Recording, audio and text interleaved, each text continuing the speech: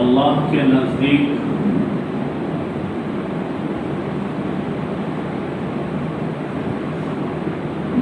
دنیا کی کوئی وقعت اور اہمیت نہیں ہے۔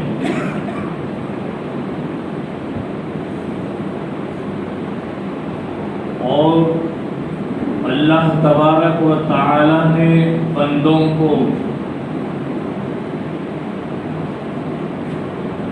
دنیا کی ساری نعمتیں بخشی ہیں اور اس کا حساب لینے والے ہیں۔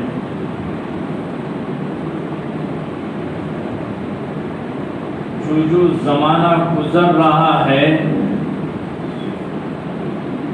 یہ قیامت سے قریب ہو رہا ہے اور حساب کا دن آنے والا ہے۔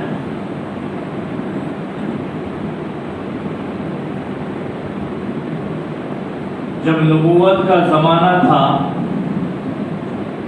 سرکار دو عالم صلی اللہ علیہ وسلم اس دنیا میں موجود تھے اور بارگاہ رسالت میں حضرت جبرائیل امین وحی الہی کو لے کر آیا کرتے تھے۔ اس وقت اللہ تبارک و تعالی نے واضح اعلان فرمایا، جسے ہم 17ویں پارے کی آیت کہتے ہیں، بلکہ 17ویں پارے کی ابتدا اور شروعات کہتے ہیں۔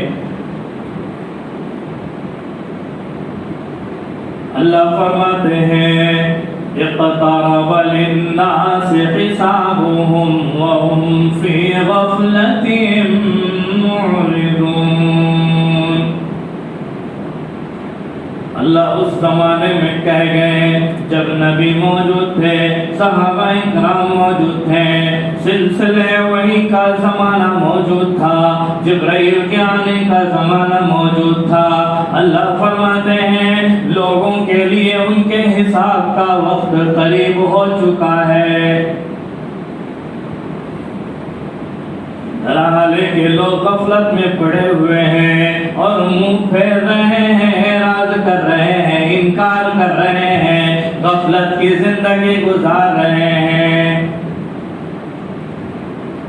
ہم آپ کہتے ہیں نا ابھی بہت وقت باقی ہے، ابھی تو جوانی باقی ہے، ابھی تو بہت وقت ہے عبادت کے لیے، ابھی بہت وقت ہے قیامت کے آنے کے لیے اور حساب کتاب کے وقت کے لیے، بہت وقت باقی ہے۔ لیکن اللہ کہتے ہیں نہ،